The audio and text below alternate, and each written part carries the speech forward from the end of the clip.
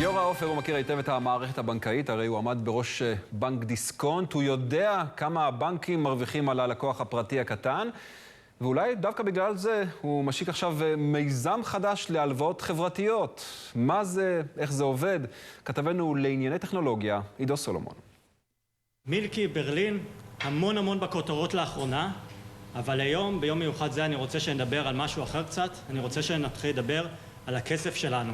כל מי שביקש לקחת הלוואה מבנק או מחברות אשראי יודע שהעמלות שידרש לשלם גבוהות מאוד. מנגד, מי שישקיע את כספו באפיקים סולידיים יקבל תשואות נמוכות. אתר ישראלי חדש שהושק היום ינסה לשבור את המשוואה הזאת. הלוואות בישראל ניתנות ב-95% מהם על ידי חברות כרטיסי האשראי והבנקים. אנחנו רוצים לתת אלטרנטיבה אמיתית עבור הצרכן הישראלי בכל אותם מקומות שהוא צריך אשראי זול. באתר החדש יכול כמעט כל אחד לקחת הלוואה של עד 30,000 שקלים בריביות שנעות בין 4 ל-9%, או לחילופין להשקיע עד 50,000 שקלים, להלוות למי שצריך וליהנות מתשואה של כ6.5% בשנה. הבלנדר היא תחרות וזמינות לכל מי שעוסק במתן אשראי ללקוחות פרטיים, גם למשקיע שרוצה לפזר את השקעותיו וגם ללווה.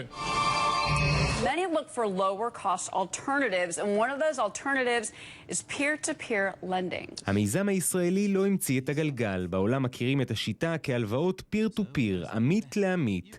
החלוץ בתחום היה האתר זופה הבריטי שהושק ב-2005, ואחראי היום על כ3% משוק ההלוואות החוץ-בנקאיות במדינה. מאז הצטרפו אליו אתרים נוספים באנגליה ובארצות הברית. כל הכבוד לדיון על מחיר מעדני חלב, הבנקים אחראים לא פחות על יוקר המחיה בישראל. לכן מעט מפתיע לגלות שאחד מראשי המיזם הוא גיורא עופר, מי שצמח במערכת הבנקאית וטיפס עד כס מנכ"ל בנק דיסקונט. אתה מרגיש שהבנקים שפרנסו אותך במשך שנים רבות עושקים את הציבור, ולכן כדאי להציע לו גם אופציה זולה יותר לקחת הלוואות? ממש לא, ממש לא. הבנקים עושים את מלאכתם ועושים את מלאכתם היטב, ובצד הבנקים מתפתחים פלטפורמות נוספות שמאפשרות לציבורים לא קטנים להשתמש בכלים האלה. זה לא מיזם חברתי, נכון? המטרה היא להרוויח.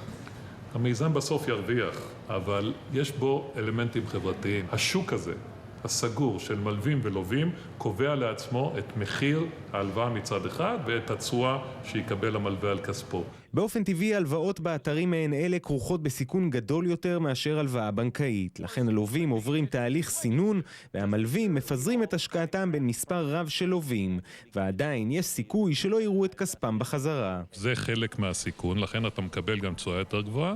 לפני שמקליקים על הלוואה אינטרנטית צריך לזכור שהפעילות הזאת לא כפופה למפקח על הבנקים, ובכל זאת מדובר על אופציה ששווה לשקול אם רוצים ליהנות מריבית נמוכה יחסית על הלוואה, או מהשקעה שבה נרוויח יותר מהריבית הממוצעת על השקעות סולידיות בבנק.